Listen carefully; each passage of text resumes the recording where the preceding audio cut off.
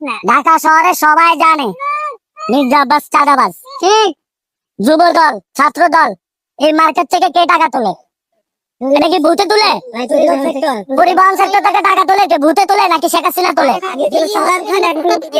Dhaka medical থেকে টাকা তোলে কে? তোলে ভূতে তুলে? বাডেনের এখান থেকে টাকা তোলে কে? ভূতে তুলে? এগুলো তো ভূতে তুলে না, এই ভূতটা হলো মির্জা আব্বাস। এই ছেলেটা এরকম অসভ্যের মতো কথাবার্তা বলতে পারতো না। এখন বলছি যে ভাষায় কথা বলছে। আল্লাহ অশেষ রহমত আমার উপরে, আমার প্রভেদের উপরে। তুমি এখন বাংলাদেশের সবচেয়ে বড় আলেম আল্লামা মির্জা আব্বাস। আপনারা জানেন যে কিভাবে কমিশনার হয়েছিল? অস্ত্র তাক করে গুলি করতে যাইতে যাইতে কমিশনার হয়েছে। এটা পুরো সকল মানুষ জানে। নাম ছিল কি? আব্বাস উদ্দিন।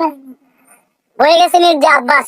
ঘুম থেকে উঠে মানুষ নামাজ কালাম করে আল্লাহর নাম নেয়। একজন আছেন, উনি প্রথমে আমার নাম নেন। উনি সকালবেলা উঠে আল্লাহর নাম নিয়েই চাঁদাবাজি শুরু করে।